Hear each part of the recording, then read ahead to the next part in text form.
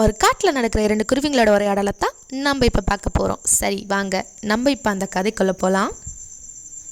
என்ன டிங்கிள், எப்படி இருக்க? என்ன சோகமாக இருக்கிற மாதிரி தெரியுது? ஆமாம் பிங்கிள், என்ன பண்ணுறதுன்னே தெரியலை. வர காலத்தை பற்றி ஒரே பயமாக இருக்குது. ஏன், என்ன, எதுக்கு பயப்படுற? உனக்கு தெரியலையா? மழை பெய்யலை, மரம் செடி கொடிலாம் வாடி போயிருக்கு. நாம் எங்கேயாவது தூரமாக போய் கூட உணவு தேடிக்குவோம். ஆனால் என் சின்ன சின்ன குழந்தைங்களை பற்றி தான் ரொம்ப கவலையாக இருக்குது. நீ உன்னை பற்றியும் உன் குழந்தைங்களை பற்றியும் ஏன் கவலைப்படுற? நம்ம போல பறவைகள், விலங்குகள், மனிதர்கள் மற்றும் அனைத்து ஜீவராசிகளுக்காகவும் ஒருவர் கவலைப்படுறார். அதனால் நாம் ஏன் கவலைப்படணும்? உன் கவலையை அவர் மேலே வச்சுட்டு நீ சந்தோஷமாக இரு டிங்கிள். என்னது? நம்ம பற்றியும் நம்ம குடும்பத்தை பற்றியும் கவலைப்படுறவர் ஒருவர் இருக்காரா? ஆம், அவர்தான் உலகத்தையே உண்டாக்கியவர்.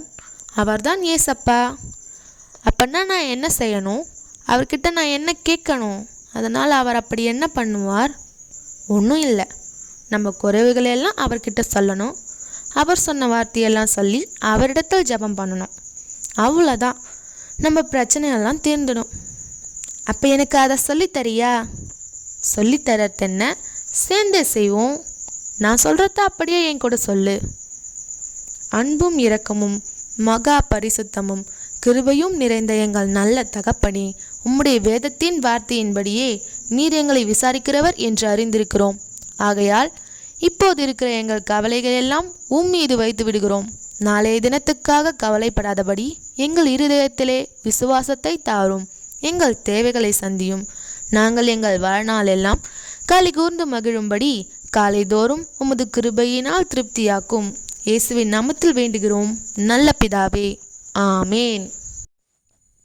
சரி டிங்கிள், நான் இப்போ வரேன். 2 நாளுக்கு பிறகு காட்டில் நல்ல மழை பெஞ்சி காடே பசுமையாயிடுச்சு. அதனால் ஆண்டவர்கிட்ட வேண்டுதல் செஞ்ச டிங்கிள் மற்றும் பிங்கிள் குடும்பத்தார் மாத்திரமல்ல, அவர்களுடைய வேண்டுதல்னால காட்டில் இருக்கிற உயிரினங்களும் சந்தோஷமாயிடுச்சு. இதனால் நம்ம தெரிஞ்சுக்க வேண்டியது என்னன்னா, நம்முடைய வேண்டுதல்னால நம்முடைய கவலைகளும் தீரும், மற்றவர்களுக்கும் நன்மை உண்டாகும்.